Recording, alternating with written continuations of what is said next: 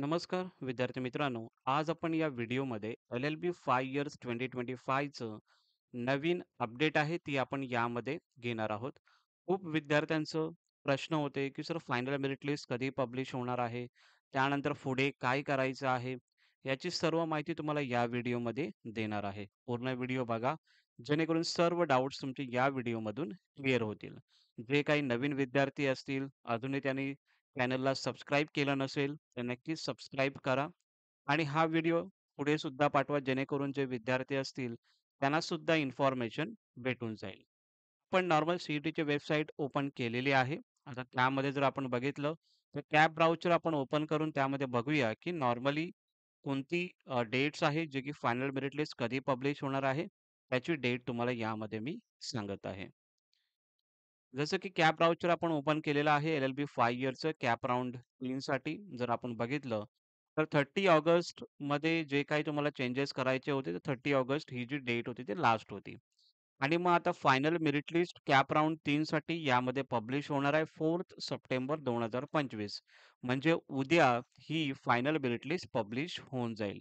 या लिस्टमध्ये ज्या विद्यार्थ्यांचं नेम असेल एम-एस कॅन्डिडेटमध्ये किंवा ओ-एम-एस कॅन्डिडेटमध्ये किंवा एक सर्व्हिसमॅन किंवा असतील अशी समजा लिस्ट असेल त्यामध्ये असे विद्यार्थी हे सर्व विद्यार्थी फायनल मेरिट लिस्टला यामध्ये ज्या विद्यार्थ्यांचं नाव असेल तेच विद्यार्थी त्याच विद्यार्थ्यांना कॉलेज अलॉटमेंट होणार आहे.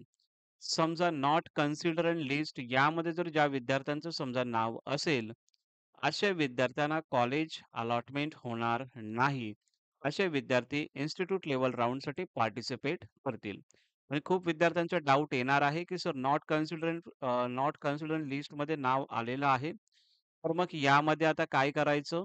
तर याच्यामध्ये तुम्हाला इन्स्टिट्यूट लेव्हल राउंडसाठी तुम्हाला पार्टिसिपेट करावं लागेल.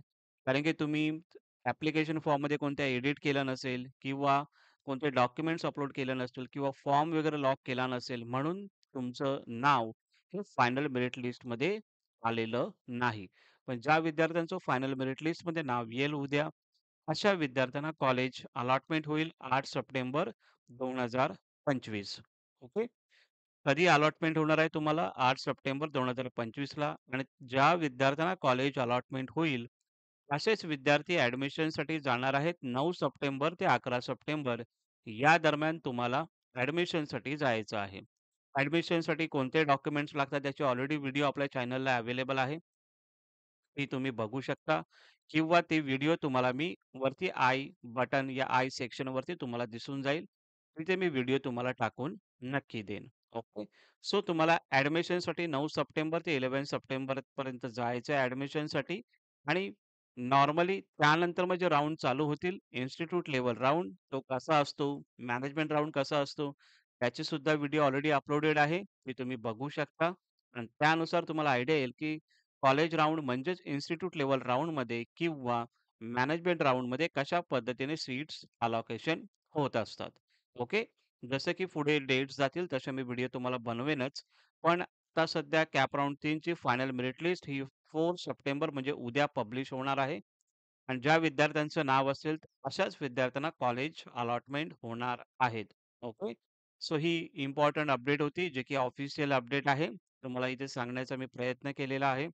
मे बी तुम्हाला या सर्व गोष्टी समजल्या असतील. बाकी जे काही पुढे अपडेट्स असतील, तुम्हाला मी पुढे जसं डेट्स वगैरे पुढे जातील, तसं तुम्हाला मी इन्फॉर्मेशन ही देत जाईन. ओके. तुम्हाला जर हा व्हिडिओ आवडला असेल, तर नक्की या चॅनलला लाईक करा.